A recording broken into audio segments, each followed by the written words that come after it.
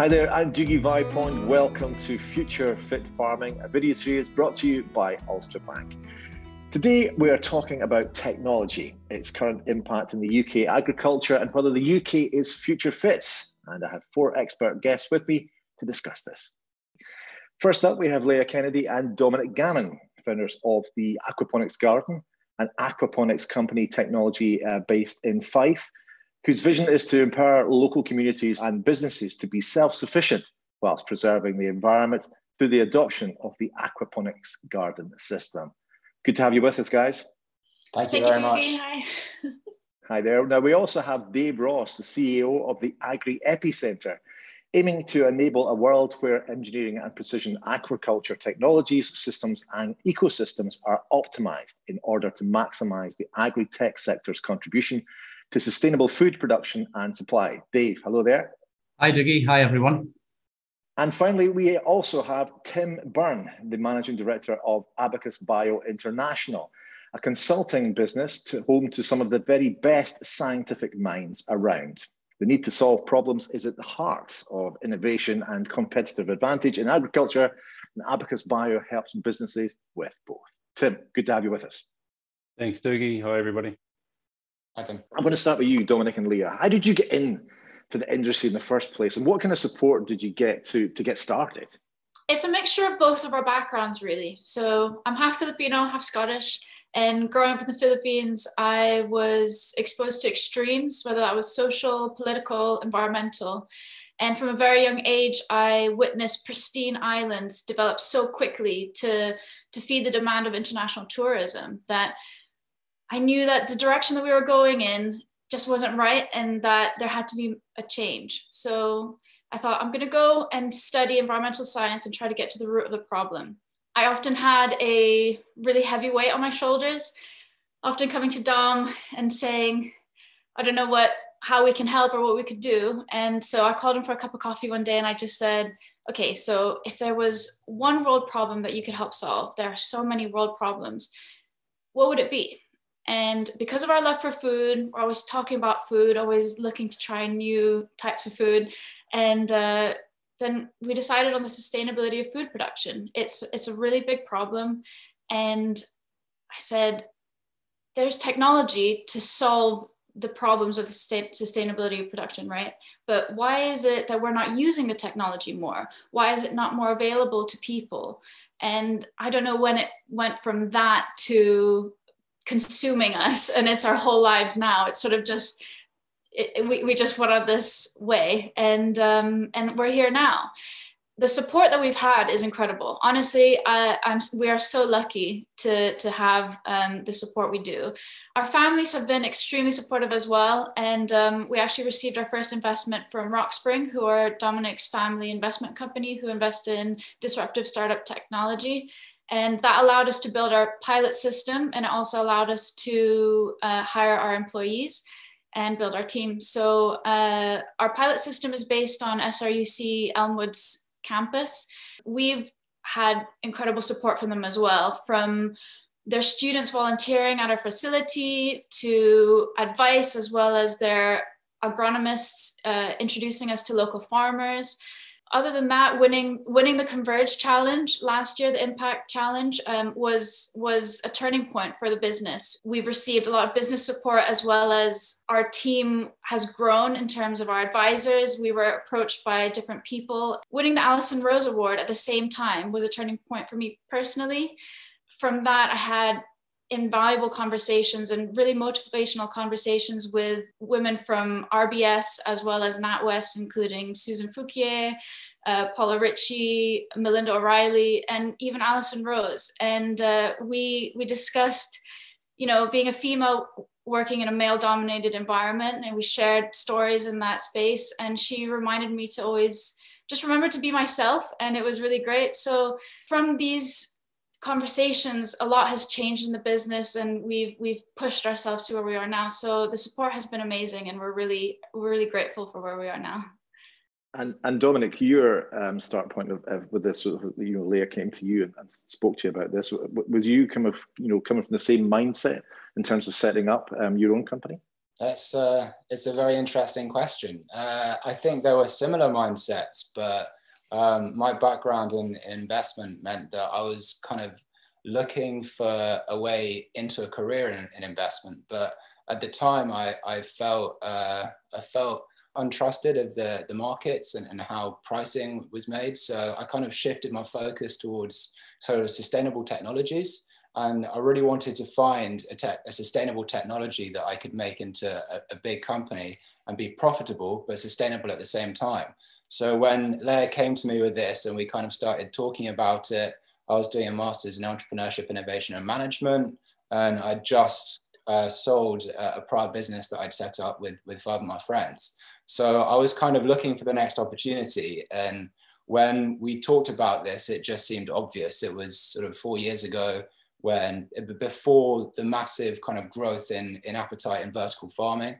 And it just seemed like somebody needed to focus hard on developing technology that everybody could use. And that was one of Leia's main points initially, was if we're going to get into this, we need to develop a technology that's going to grow food that everybody can purchase.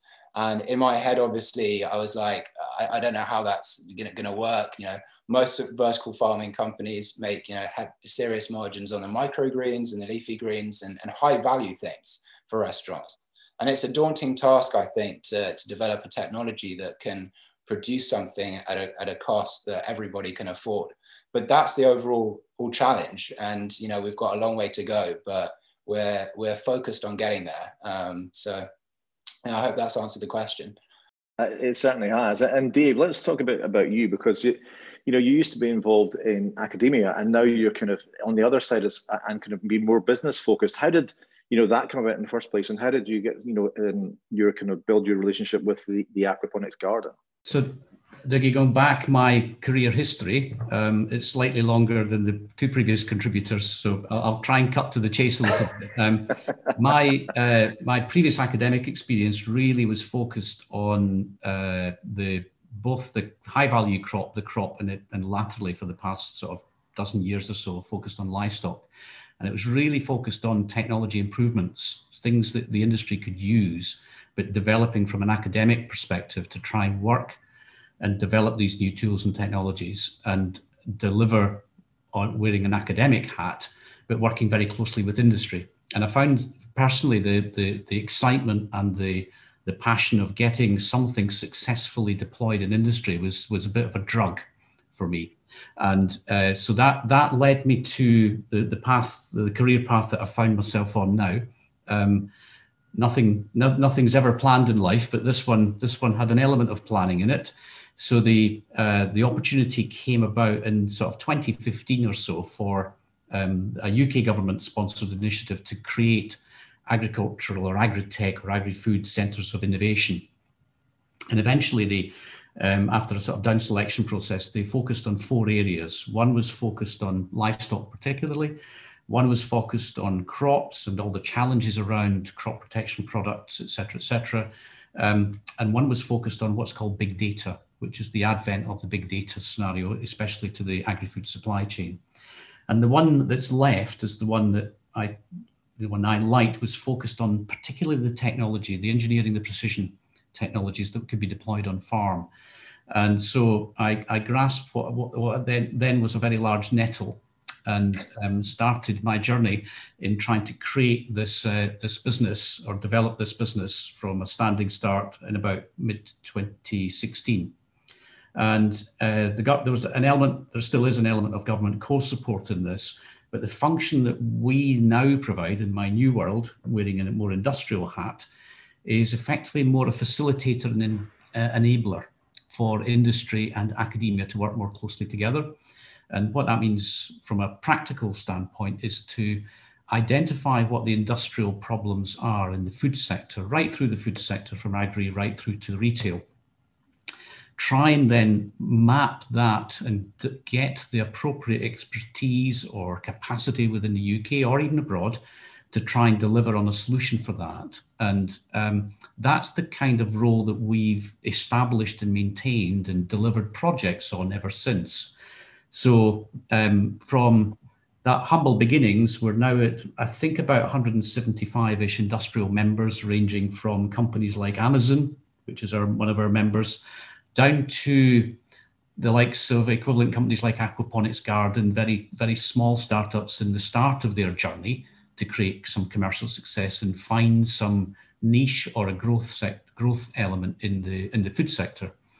So that's where we sit. It's starting to work both nationally and actually internationally now. We've got good links with South America, China, and would you believe it, New Zealand. And brings me on very nicely to Tim then. So Tim, you're in a kind of slightly similar position to Dave in that your company sort of brings minds together, you know, the innovators and the people on the side of technology, and you're kind of bringing them together with agriculture businesses. So how do you think is the best way, you know, for both of them to develop and to move forward? Thanks, Dougie. When I reflect on what Dom and Dave have said, like there's a couple of things there that really resonate with me, and it's those things that Abacus use to help companies innovate. I think the first is that there needs to be a clear demonstration of the value proposition for innovation. So economic is obvious, you know, the economic value proposition is obvious, but increasingly so environmental, social, and other propositions that need to be demonstrated clearly to the businesses that are expected to do this innovation. So I think we can't forget that. Something that Dave pointed to, which I think is relevant in enabling businesses to innovate, is to translate kind of the complexity that is often seen in innovation and make that into effective solutions that are simple enough to work in a complex business environment. There's lots of examples of innovation sitting on the shelf because it's too complex or too difficult to implement in a real business environment, or maybe it hasn't been communicated effectively as it can be. So generating, you know, some simplicity in the solution so that it actually works in a complex business environment, I think is really important. And then finally, and probably most importantly, is about really listening to the needs of businesses. And it sounds a little bit cliche, but I guess identifying problems first and then finding a solution rather than having a solution and then going to look for something to solve with it. So there's some examples of that as well. The first one that comes to mind for me is drones. Like there was a big wave of enthusiasm for drones. And often it was a drone looking for a problem to solve rather than the other way around. So I think that's really important. And another thing worth mentioning, I think, is about risk. Agriculture is usually quite a tight margin business.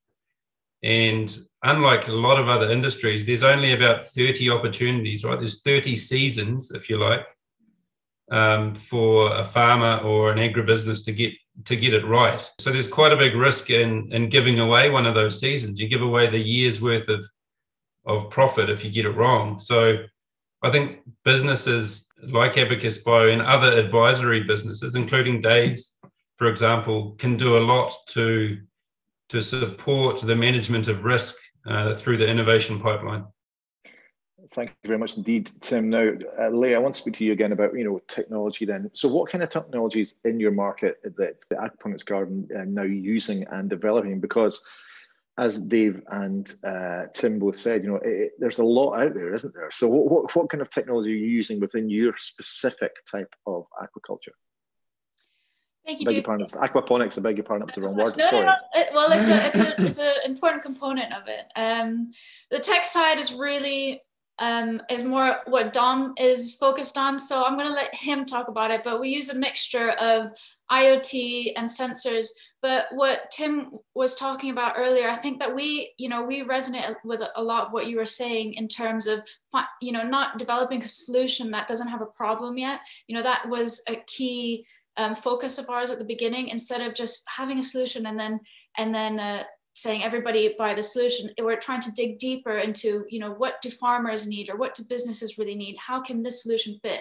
And then the second thing is also what you're talking about, the simplicity of the innovation, that we really resonate with as well, because adoptability of a system is really important. So if you have technology that can't be used, then it goes nowhere. So one thing that we're really focusing on is making it easily adoptable, but we're doing that in a number of ways. And yeah, Dom will elaborate more. Yeah, thanks. Yeah, I mean, you're absolutely right. Developing technology that has a real commercial and immediate commercial purpose is our game. That's what we're trying to do, is build a system that we can directly put into the food production supply chain and reduce that uncertainty of margin as well. Because if we can reduce the length of the supply chain, then we can improve margins. So there's the economic side, there's a massive sustainability side to this as well. But in terms of the technology, it's got a vital role to play in enabling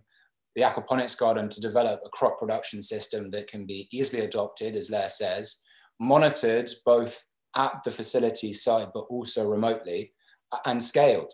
A lot of our startup journey has been, sleepless nights thinking about the amount of water that's flowing around the facility and all the problems that might occur. And, stopping Sunday lunch because we need to go in because we've seen that there's an issue. These are all the things that we don't want our customers to have to experience. So we're, overcoming those bit by bit. I was really lucky to be one of the first people to see the first ever Raspberry Pi, which is one of Britain's most successful selling computers now. And that has really shaped the way that I think about technology and the adoptability of technology, and also how you can see everything that's happening and the ability to repair things if small problems happen. So as a result, we've adopted and slightly adapted mostly off-the-shelf technologies such as Internet of Things, sensors, microcontrollers, and computers to build a system that can communicate with its operators, enabling the operator to then make critical decisions through a dashboard. Because that's the key thing. I want to see if something's wrong. If nothing's wrong, then let's just leave all the lights green and be happy with our Sunday lunch, right? So the key for us is to develop a system that, despite having many, many layers of complexity, which I'm sure Dave can appreciate, we want to be able to enable it to be used by high-level scientists, but also entry-level technicians, so that everybody can find a use for it, not just the top-level sort of data processing side. But in amongst that challenge is then developing it in a sustainable but cost-effective way. This needs to be low cost for everybody to adopt. So we're about to embark on a major round of fundraising to fund the next iteration of the Aquaponics Garden, the Mark II, with the aim of then getting our first product to market in 18 to 24 months, which is a massive challenge. But we have a library of development projects that we need to get cracking on with, that we need funding with. And it's all about enabling the adoption of the system through the innovation, through the technology. Does that make sense to you? It makes sense. It does, absolutely. I want to ask both of you before I open it out to Dave and Tim as well. You mentioned off-the-shelf technology, but technology is an ever-changing world as well, and it moves very, very fast indeed. How do you go about choosing what off-the-shelf products that you're going to use to develop for your final sort of product? It starts with trying. So we have a bit of a fail-fast attitude at the Aquaponics Garden. So we'll try something. If it fails, we'll try to adapt it or bring a new piece of hardware in. We're also really lucky in that we work with some really bright sort of hardware and software engineers from a couple of different companies, one of them being Census and one of them being MBS 365. And they've been in the IoT hardware space already for the past sort of 4 or 5 years. So they are able to kind of quickly look at what the appropriate hardware is, but then we look at it and we see whether it will fit in the context of aquaponics farming. It's about finding the balance between cost and quality. You don't want to get something that's too cheap that you're going to have to replace so many times, but you also don't want to spend so much. And for some things, buying lots of cheap things to get a range of data is better than getting one really expensive thing and having one data point, for example. It's a balance, and yeah, exactly. Fail fast. We just try it, see if it works. If it doesn't, try again, just keep going. And Leia, for you as well, of course, there's the added layer of making sure that anything you're taking on board is not causing the environment any issues as well. So that you're adding that extra layer of challenge for the right reasons into your product. It's a really crucial part, and it's probably the hardest part, because materials are not sustainable. I mean, just in general, us living here on Earth, everything we do has an impact. So you have to strike the balance. And what we try to do a lot is repair. So instead of chucking something out, taking it apart, seeing if it can still be used, or taking pieces that can still be used, and also trying to source locally as much as possible. So it's a difficult balance, and we hope that in the future we can reach a position where the system as a whole is sustainable, not just it's running, but also the materials that we use. We want to go beyond the standard things that we say about the sort of vertical farming, that sort of 95% less water use and the rest of it, because ultimately Leia came up with this idea, which was a holistically sustainable food production system. And that looks at the materials, that looks at the inputs, that looks at everything. So when you think about it in that context, we're on a very long journey. We're not going to get there in the next couple of years. But you talking about that sustainability thing made me think about something that Dave was talking about. And I wondered whether you could weigh in, Dave, on how your conversations about sustainability with businesses, but also farmers, are received, and whether generally it's a positive conversation that you have, or whether you get resistance, because we definitely find both ends of the spectrum where you get positive responses and negative responses. And we want to build a company that works for the benefit of the farmer. And we don't want to talk about sustainability in a way that sort of puts them down. Mm-hmm. What we're just trying to do is help them reach targets that governments are setting to hit net zero by 2040, which is a massive challenge. And how are they going to be able to do that without adopting profitable technologies that can make sure that they're still, earning their good living? That's a very, very big topic. And I personally, from my experience, commend you both for looking at the holistic view of your system, because I think that that's going to be one of the things in future that we're going to have to take into account for all agricultural production. We've gone through what's called the Green Revolution in the 60s, etc., where we've focused. We've gone through monocultivation, we've gone through high inputs, we've gone through advanced chemistries, and there have been one or two casualties along the way, which is obviously things like biodiversity, concentration of the genetics into smaller pools of productive capacity, both in crops and livestock. And one of the other things which in the new challenges that we have, both in biodiversity and net zero, is to look, I think, more holistically at the food production process, where the nutrient flows need to work for all. And, the challenge is always to get the most efficient nutrients flowing. We have challenges for nutrition in plants across the world. In the UK, it's getting slightly better, but in some instances, there's an over-application of nitrogen into crop production, which has a knock-on effect both on the environment in the water streams, etc., but also has a knock-on effect on climate change. And therefore, that looking at holistically in the nutrient flows and making most use of efficient nutrient flows, whether it be in a contained system that you've developed, but also in broadacre and traditional, what I would call outdoor, in inverted commas, agriculture, looking at it more holistically, I think is something that we will need to pivot to a degree in future to meet all these parallel challenges that agriculture has got to meet.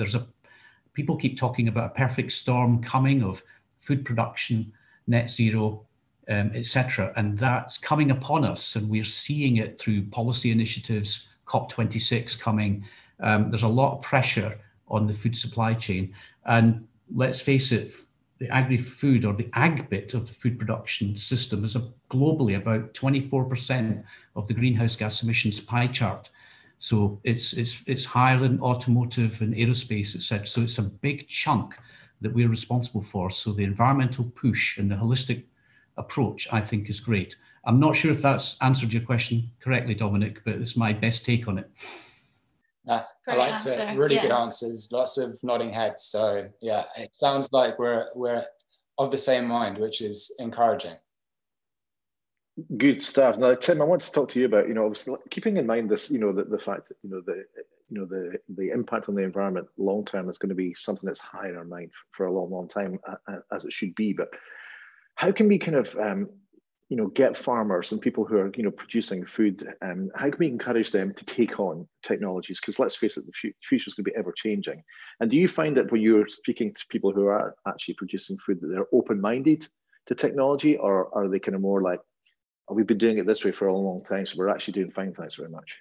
When I reflect on the sort of situation farmers are in, they have to walk a very fine line, right, between their livelihood, which is about making money, and also preservation of the environment and contribution to public good and things like that.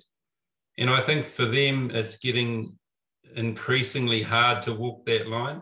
So farmers need support to manage that. And if you then overlay sort of technology and innovation on top of that fine line, that is another level of complexity for them. And farmers are throwing all sorts of things, lots of different opportunities.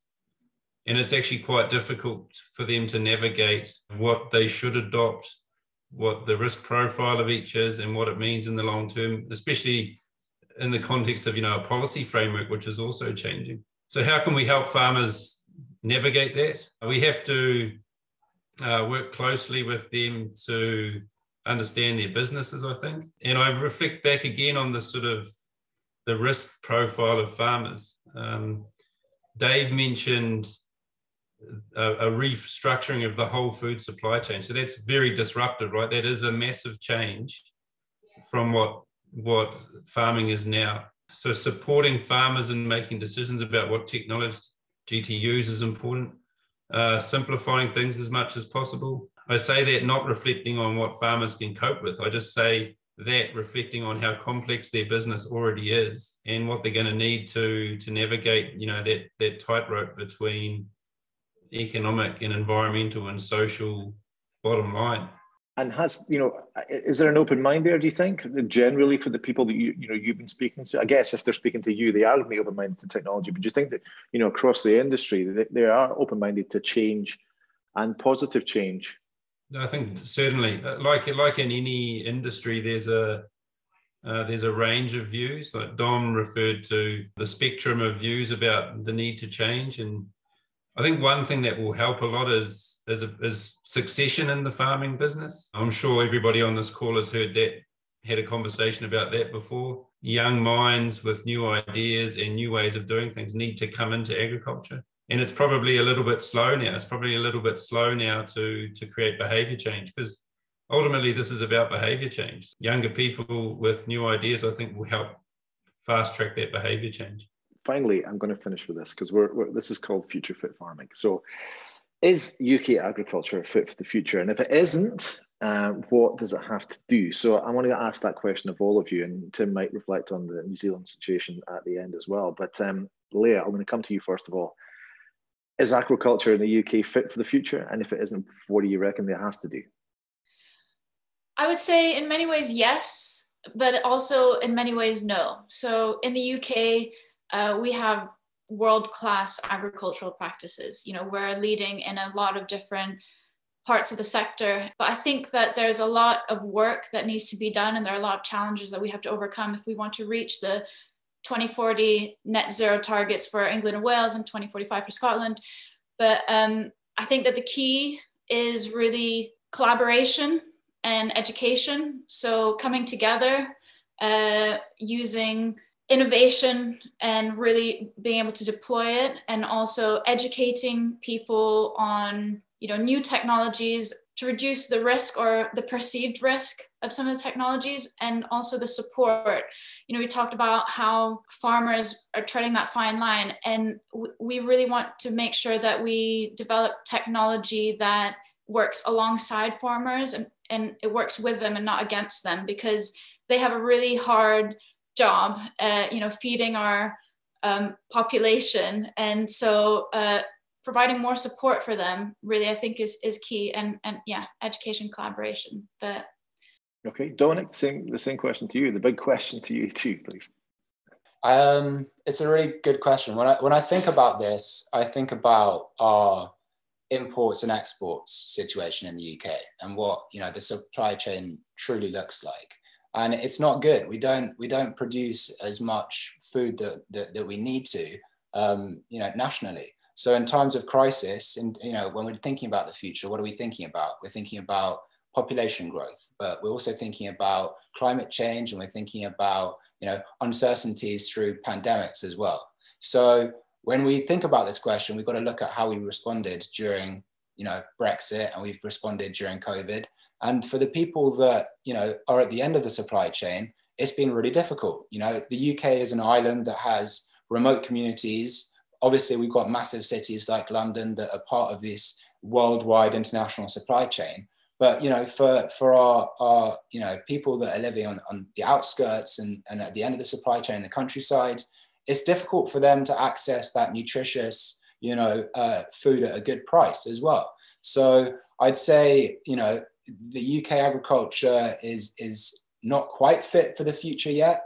But through, you know, what Dave was saying in terms of support through governmental policies and also the epicenters that Dave is part of, they have a massive role to play in ensuring that, you know, the agricultural sector and the people that are developing the technology for the sector are working closely enough so that when that development happens, it can be incorporated straight into the supply chain immediately, rather than having to wait 10 or 20 years. You know, when I think about achieving net zero for agriculture in 2040, I think that's a long way away. We need to work quicker than that, I think. Absolutely. Dave, same question to you then. The big one about, is the UK agriculture fit for the future, or indeed does it have to change? I think it has to change. And I think there are, I would suggest it's possibly evolutionary rather than revolutionary, or perhaps a combination of both. There are some revolutionary elements of which, you know, the aquaponics space is I would consider a more revolutionary aspect. But for the other components of agriculture, there are pressures. It's an incredibly complex landscape with different commodities having different pressures. I'll cite an example such as obviously the labour supply that we've had as a consequence of Brexit.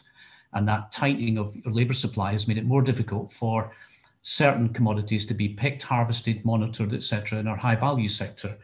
And are there technological solutions to that? Yes, there are, but they're probably a few years away from being robust and reliable enough to be deployed. But if they are deployed, does that create a robust indigenous economy producing those commodities, better balancing our payments in terms of, you know, food security for the UK? The answer is yes to all of these things. If it all works right and we adopt the technology and we have the right players and actors in all of the supply chain to produce that product to make it happen. So it's a challenge. It's a challenge that we're on a journey on again. But agriculture over the years has had to change many times. It's had to adapt to new circumstances, and it has had to develop. So I'm positive for the future. I think there will be adaptation. I think new minds will come in. They'll look at it from a fundamental perspective, the revolutionists, as I would call them, and the evolutionists will look at how they can do things better. Tapering off, you know, increasing something by 1% in terms of productivity, generally is a win-win with net zero. You tend to get not 1%, but close to 1% gain there. And anything that we can do just now over the crucial next 10 to 12 years in terms of net zero is something that we can really put in the bank for 2040 and 2050, where we've really got to hard hit and get there. So I think we're lots of things to do. I think there's some changes to happen.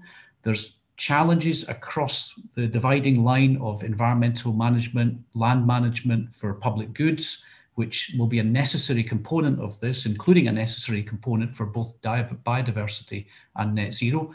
But we still have to have a productive landscape, and we still have to have an element of food security.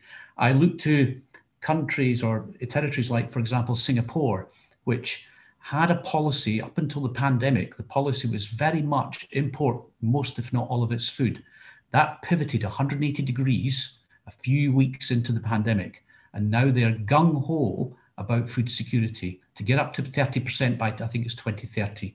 So food security is going up the agenda post-pandemic, it absolutely is. And I think there's an opportunity for the UK to grow more product. I'm frustrated slightly by our partners in Netherlands, where they're the world's second biggest exporter for the size of territory. And our landscape and our territory across Scotland and England, we can compete. And can we have that large production capacity in the UK with the ambition and all the actors and this enthusiasm of farmers, etc., to grab that opportunity in a tight commodity price world? I will grant you that. Can we have that investment to create that wonderful, what I call panacea of locally grown produce, which I think is wonderful? I'll finish on that. We all think that's wonderful. Absolutely, we do. But Tim, I'll ask the same question to you to finish off. Is UK agriculture fit for the future? And if not, what needs to be done? I think my response sort of mirrors Leia's response in that, in a way, it is fit for the future. It's got a good track record in providing for the environment and other public goods. I think the policy that's been in place in the UK compared to New Zealand, for example, has meant that the UK has probably done a better job than New Zealand at protecting the environment. It's fit for purpose in terms of health and welfare and traceability standards, certainly, and that has to be maintained because that's an increasing expectation from consumers. So it's certainly fit for purpose on that front. But there are some fundamental challenges with it, I think. And they are things like, for example, farm scale. The expectation globally is that food should be cheap, and it's quite hard to produce cheap food off small areas of land. So there's some structural challenges to overcome to move the industry forward. It's true in New Zealand as well, but I think it's even more true here, and it's about balancing the expectations of rural and urban communities. In order for the UK farming industry to become more fit for the future, I think heaps of support and communication around balancing those expectations of rural and urban communities will help. But I'm, like everybody else here, I'm super positive. I think the direction of travel is right in terms of restructuring the way farmers are rewarded for maintaining the environment and protecting public good.